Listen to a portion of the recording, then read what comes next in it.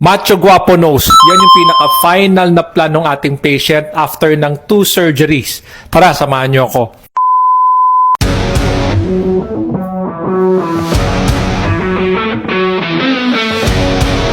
Before surgery, focus muna tayo sa front view. Makikita natin na wide yung kanyang inter-eye distance. Ibig sabihin, medyo mababa ang bridge, bulbous tip, wide ang kanyang alars. Basal view, nandyan may konting tabingi itong columella kapag ano, no?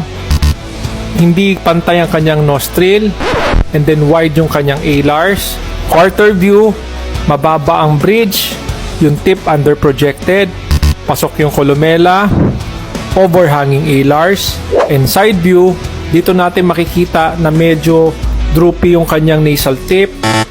May konting overhang dito banda sa likod, pero dito nakalabas naman yung columella. So ang ginawa natin kay patient, yung Macho Guapo Nose, ibig sabihin masculine rhinoplasty. So tara, i-check natin. Immediately after rhinoplasty, sa bridge naglagay ako ng Gore-Tex implant. Sa tip, naglagay tayo ng septal extension graft, columellar strut, shield and onlay. Para mas makikita nyo ngayon na well projected na ang tip, mas define na siya kumpara kanina. Siyempre, itong alar natin, ginawa natin ng seamless alar technique. Ibig sabihin, may alar lift and alar trim. Yung columella niya, sa ilalim, medyo lumabas na, pero dito, hindi na ganun kalabas. Kasi ang ginawa natin, medyo in-upturn natin siya ng konting-konti.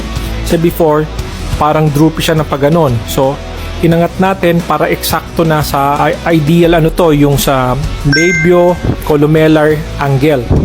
So yan kasing sinusukat natin pag tumitingin tayo ng ating nasal tip.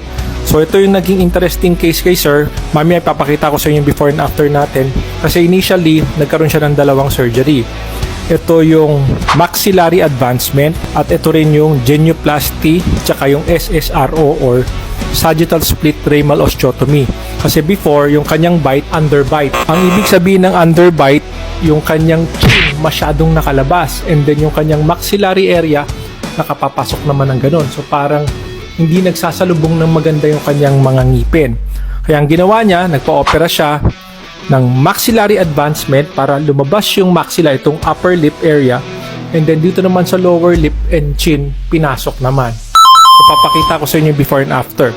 Kaya kasi naging special video natin to kasi ito kasing nose, ito yung naging final or finale niya sa kanyang transformation. Luckily naman, maganda ang ating naging result. So see you in the next video. Immediately after rhinoplasty.